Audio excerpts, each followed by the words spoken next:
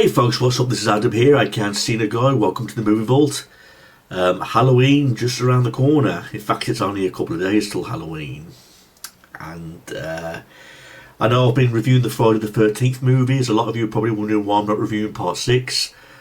Well, someone commented on my video saying, why don't I review horror movies which are more related to Halloween? Because I've reviewed all the Halloween movies. And everyone knows I've got mixed emotions about the Halloween entries. You know, they're not all that great. There's a few classics, but there's a lot of installments I have a lot of problems with in the Halloween franchise. Please see other videos. But then I got into Friday the 13th movies and I was like rolling along with that because I was like having a blast, you know, reviewing the first two movies, and then I carried on. But nah, somebody wanted me to review something that's more close to the Halloween feel, you know, so I thought to myself, what could I review? And I have decided to review this movie right here, All Hallows Eve, which came out in the year of 2013. And it's the first featured film which features Art the Clown. Now, right off the bat, I'm going to say this right now. Art the Clown, I love him. In fact, I think he's this generation's future horror icon. He's already making up there with Freddy Krueger and Michael Myers and Joseph Voorhees. And I do truly believe that. Because if you don't believe me, check about how much money it's made from the Terrifier movies.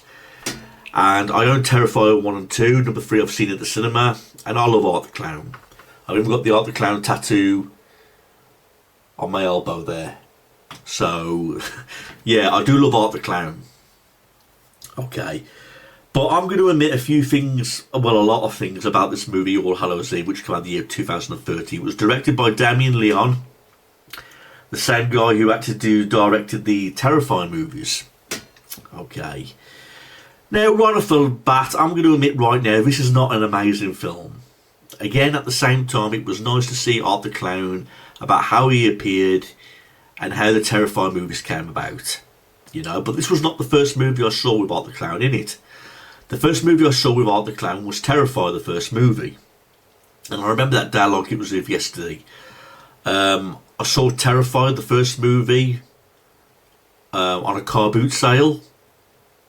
And I saw the front cover and it intrigued me. And I was going to be like, this is going to be one of them low budget crappy horror movies that is going to be fun to make fun of. So I purchased it. And I took it around to a friend's house and I says, I've got this movie here about a killer clown in a low budget movie. I don't know if the movie's going to suck. It might be fun to make fun of because of it's how shitty it is. Let's watch it. And we watched it and we was blown away. We was blown away because we really loved the movie. And who can forget the famous hacksaw scene, you know, with the chicks upside down, and Art the Clown hacksaws her from the vagina all the way down to a skull hanging upside down. When we saw that scene, we was like, you know, blown away. We could not believe what we saw. You know, and to tell you the truth, Terrifier, we don't think it was a bad movie. We really enjoyed it. I mean, I know it's low budget, I know it's got its cheesy moments, and there's a lot of effects that were bad in that movie, but that's not the reason why we put down low budget horror movies. You know, you never know, low budget horror movies could be making into something big someday. Like the Terrifier movies did. I mean, as I went along, they got higher budgets and they developed more story. Art the Clown character was developed more. So we became a big fan of Terrifier. And we liked Terrifier 2 and we liked Terrifier 3 also. But when I was looking at Art the Clown up online, I thought to myself, you know, how did this character come about? And then I saw this movie called All Hallows Eve. And when I clicked on it, it showed the cover of Art the Clown, like you see right here on the screen. And I thought to myself, I never knew Art the Clown was in a different horror movie. So I did some research and I figured out that this movie did come out in 2013 before the Terrifier movie. And I said to myself, I never fucking knew that Art the Clown was featured in a different movie. So I said to myself, I'm going to get All Hallows Eve. You know, and I did. And to tell you the truth, I forgot about what most of the movie was about, but I've just rewatched it again moments ago. And I'm going to admit right now off the bat, everybody, it's not a great movie. Okay, I appreciate it. There's a lot of things I do appreciate, not just because of the Art the Clown characters in it and how he came about. I like how the film opened up. It had like that 80s feel to it, you know. But basically, what the movie is about, it's about this babysitter who's looking after these two kids. It's Halloween night, and right off the bat, we get some terrible acting from this babysitter and these kids. We get to see these two annoying kids who are fucking brats. And the boy has a trick-or-treat bag, and inside the trick-or-treat bag is a VHS tape. And she says, "Where did you get this tape?" And the kid's like, "I don't know." So we get this kid who's just been out trick-or-treating, and he's old enough to know where a VHS tape comes from. It's big enough to realise, and he doesn't know where the tape came from. He doesn't know if he didn't know if he got it from knocking on somebody's door. He didn't know if he got it from a stranger. All he knows is he's got a VHS tape in his trick-or-treat bag, and he doesn't know where it came from. So straight away she confiscates it, saying, "You're not allowed to watch this tape until I've seen it first." Which is clearly understandable. You don't know what's going to be on the tape, do you? It could be pornography, it could be something disturbing, you know, you just don't know what's going to be on the VHS tape. So she agrees to watch this VHS tape with her present with the kids. And from then on, this film goes into 3 segments, 3 stories about what's on the tape. Now, I'm going to be honest, these 3 stories were fucked up. But if I had to pick a story I like the best, it's probably the 3rd one. Mainly because it features Art the Clown. The Art the Clown character, I mean, the first 2 stories do resemble Art the Clown. He's got some involvement in them. But in the 3rd one, he's more used. And he plays a big part of the movie at the end, you know, when he decapitates the kids. You know, but... you know, I only like it for that purpose. I want to see Art the Clown. So when you're going to see moments of Art the Clown, those are the parts that you appreciate in this movie. Now, this movie, it does have gore, but I will admit the acting is terrible. I'll admit the makeup effects are really terrible. And I'm going to go through each of them one by one. When they played the first story, I mean, it was so confusing to me, and I had to do some research to find out what exactly these segments were all about. I mean, the first segment was the Ninth Circle, where it features this young lady by the name of Casey. She's waiting for a train. Art the Clown is there. And straight away she freaks out because Art the Clown honks a horn at her. Introduces her to some flowers, she's not interested. So Art the Clown drugs her. And when he injects her with the needle, I mean, I don't know if any of you noticed this, but when he injects her with the needle, it looks as though the needle doesn't exactly go into her arm. It kind of like folds, so it slides down her fucking arm. I don't know if that was due to bad effects or it was meant to look like that. But it was like a very unclear shot of this needle going inside this girl's arm, whether he was drugging her or not. And you know, she's going in and out of consciousness, and the next thing we see is Art the Clown waving with like these glow-in-the-dark toy light bulb eyes. That's the best way to describe it. They were like light bulbs. Anyway, she awakens, and there's 2 other women chained in a room with her called Christine and Sarah.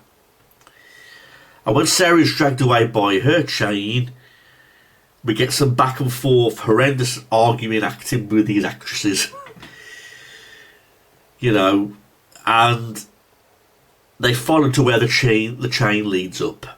Upon reaching the end of the chains, Casey attempts to break the chains with a large rock. And there's this deformed humanoid. Sorry, I'm looking at some research here on the internet because I'm just trying to figure out who these people were because these weird creatures show up. But it says here that a humanoid appears and dismembers Christine with a cleaver, which indeed happened. And Casey runs away and encounters a man with a shopping cart who she begs to help, but the man recaptures her and she's soon tied down, surrounded by hood, coven and witches. And she witnesses a woman having her unborn baby ripped from her. And then she's getting raped, but then Casey is raped by Satan. So the only thing that relates to this segment is, well, regarding Art the Clown, is that he showed up at the train station at the start. and he drugged the woman into going through this horrific experience. That's the only involvement he has in the first one. The second one's no better, because the second one, I remember that one really well because it was just so fucked up. And again, while all this is happening, we keep getting to reminders that the main characters are still watching this VHS tape, the babysitter and the kids. Anyway, she sends the kids up to their room to go to sleep, and she carries on watching the VHS tape all on her own.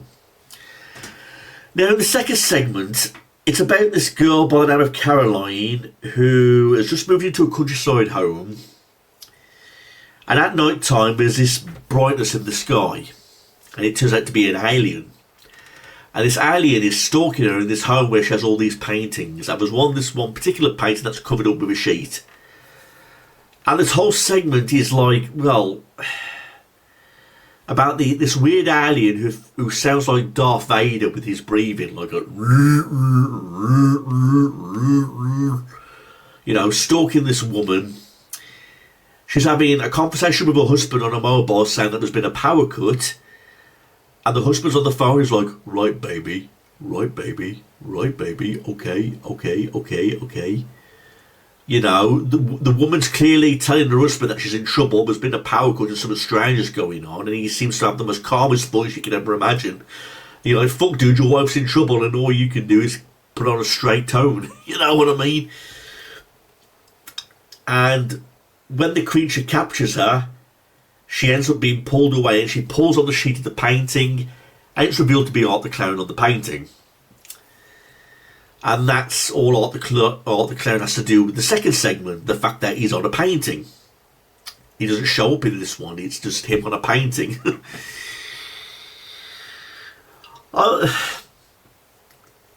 This movie, it's... I've already stated some good things and bad things about it. I've said this movie, it has terrible acting, which indeed it does, some really bad effects. And again, the things I appreciate about this is that it's got a grainy 80s look, because there's some like grainy images while this movie is going on, giving it the 80s feel. That I can appreciate. It was nice to see Art the Clown, but I only was interested in just seeing Art the Clown. You know, by the time we saw him in the first segment in the train station, that was nice to see. But apart from that, I didn't care for the rest of the segment. And in the second segment, it's just Art the Clown where he doesn't show up and he's just on a painting. So we get that big build-up just to see him get revealed on a painting. You know, you're thinking that was a total waste. But with the third and final segment, it was much more interesting to see. It's about this girl who stops at this gas station asking for directions. You know, the guy walks away, he doesn't come back. She goes to find him and finds out that Art the Clown has hacksawed him up. So she runs away into this barn where Art the Clown follows her, stabs Art the Clown in the eye, and then she gets in the vehicle with this guy, and while they're driving, Art the Clown is in the opposite vehicle, and he shoots the guy with a gun, and she ends up getting unconscious. And then when she wakes up, she figures out that her arms and legs have been chopped off, she's naked, and Art the Clown has written some obscene words all over her body and is there hysterically laughing. So when you compare all these three segments, you're only going to care about the third one because that's the one that Art the Clown is most featured in. But again, during the third one, it was all grainy. It had a nice 80s effect. I mean, this movie came out in the year 2013. But it was nice to see like this 80s kind of feel effect, you know, in this particular movie. And when the third segment is over, Sarah turns off the tape because she feels very disturbed. And then we get this, this weird scene, where Art the Clown's appearing on the VHS tape. And then he starts appearing on the sofa, indicating that he's coming alive out the television. There's some commotions upstairs. She tries to smash up the VHS tape, but Art the Clown's still appearing out of nowhere. And I can't help but chuckle at this part. You're not meant to chuckle at this part, but when she goes upstairs, she discovers that Art the Clown has murdered the children. He's cut off both of their heads. But when you see the heads of these kids, they look like dolls. You know, really bad prop effects. I mean, there's blood everywhere, the gore was there, but there was these two props of children's heads on the bed, and they looked like dolls' heads, just covered in red blood. You know what I mean? Like red blood, like, red blood mixture design. It looked like dolls' plastic heads, and that was supposed to convince the audience that they were the kids' heads that got cut off, and all the clowns just there laughing their head off, and art is written on the wall in the blood, and then that's the end of the movie. So overall, everybody, this was not a good movie. It wasn't a good movie at all, I admit that. But like I keep saying, there's things I do appreciate. I appreciate Art the Clown character. He's a creepy character. Although he's not played by David Howard Thornton. He's played by a different actor called Mike Giannelli. Mike Giannelli plays Art the Clown in this movie. But when you think about it, overall, it was a bit of a time waster, this movie was. It was a bit of a waste of time. I mean, when we see a VHS tape and it keeps on showing these 3 segments of stories that are supposed to be related to Art the Clown, the first segment only showed Art the Clown for the first few minutes at the train station. The second segment only showed him on a painting. And the third one showed more of Art the Clown, but when it got to the main ending of the movie, it showed a really bad scene with these head props of these kids, of the heads being cut off.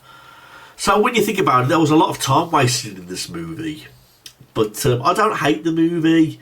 I suppose it's okay for shits and giggles, but like I say, as much as I love Art the Clown, like I got him tattooed on my elbow here, if I want to see Art the Clown, I'll see him in Terrifier.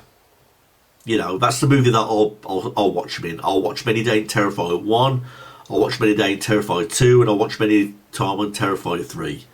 It was nice to look back on All Hallows Eve to see where Art the Clown came from and how he was developed as a character. But again, if I wanted to watch Art the Clown, I'll watch it for the Terrifier movies, because those are the movies that count for me. And I think any Terrifier or Art the Clown fan will agree with me when I say this. I mean, this movie is only good for the Art the Clown segments. Seeing Art the Clown, that was the only good thing about the movie. The rest really sucked. It really, really did suck. The makeup effects, the acting, everything. So, again, it was nice reliving this. I couldn't remember at the start. I had to do some research on the internet to try and recover those confusing segments, about that girl being raped by Satan and all that kind of thing. But, again, it was nice to re-see. But, again, at the same time, I'm glad it's over. There was a lot of time wasting. So, that's my review for All Hallows Eve, everybody. So, if you want to see Art the Clown, see him for the Terrifier movies. Those are the movies that count. Alright, thanks for watching this, everybody, and have a great Halloween. Peace out.